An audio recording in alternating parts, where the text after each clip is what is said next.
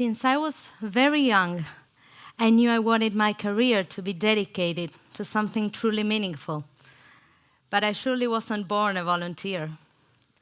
In fact, when I applied to my first online volunteering opportunity many years ago, I only saw it as a way of gaining experience or exploring different translation fields. What I didn't know was that I was about to set sail for one of my most life-changing journeys. Now, translators, we work very long hours to meet very tight deadlines, and we may sometimes come across as these sort of language machines who are simply there to change written words from one language into another without getting too attached to content. And I must confess that before beginning to volunteer as a translator, that was pretty much the case for me.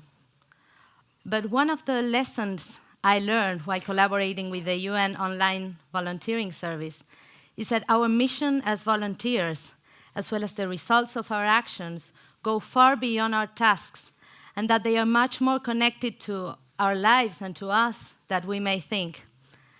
I would like to share with all of you the experience that taught me just that.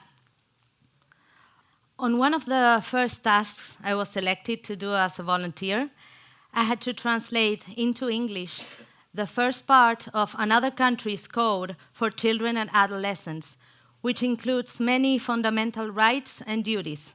So I decided to begin my work by doing some research on the subject. While doing this, I came across something quite interesting and controversial. With the aim of putting an end to poverty, the code had been amended to allow very young children to work with parental consent, and even younger children to be self-employed. Obviously, this had sparked off an intense debate and caused concern among the main organizations dedicated to promoting the well-being and the rights of children. Initially, all of this felt completely unrelated to me or to my life, but soon I realized that I couldn't have been more wrong. Every day, I cohabitated with hardworking families and individuals, immigrants from that country, from the kind and dedicated woman who has been taking great care of my grandfather for the last 10 years, to the friendly couple who owns a grocery store around the corner of my house. One day, I saw their children coming back from school in their uniforms, happily enjoying their childhood, and I asked myself, would these same children be able to play, laugh, receive an education without having the need to work if they were living in a country where such code had to be enforced? And would they be able to return to their country one day and offer their children the promising future they once had been able to forge in mine? And the answer did not take long to arrive.